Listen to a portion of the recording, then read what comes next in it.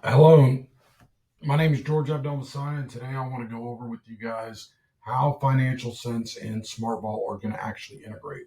So the first thing we're going to do in this video is show how to actually set up the integration, right? So the first thing we want to do is log into Financial Sense. Once we get here, we're going to come over to the settings section, go down to integrations, and then we're going to go add an integration. We're going to go ahead and select SmartVault and say connect.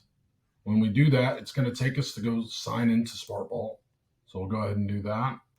And we're going to grab this pin that SmartVault provides. So we'll copy that, and we're going to go back over to our Financial Sense page and enter that pin in here. So we'll just copy and paste that right in.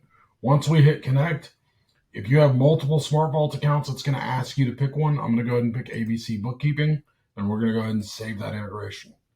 Now that we've got that done, it's in. It's going to take it just a minute to go ahead and start recognizing clients, things of that nature.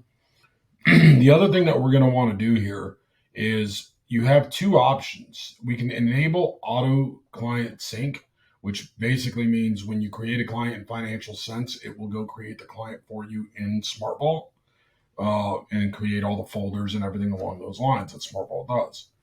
The other thing is when we can tell the system whether or not we want all of the documents that clients send us through the Financial Sense portal, whether or not we want those to automatically be copied over to SmartVault. So essentially you send out a request to your clients asking for a couple things. With this feature turned on, it's going to automatically send those documents into a folder inside of SmartVault. And we'll talk about that in later videos.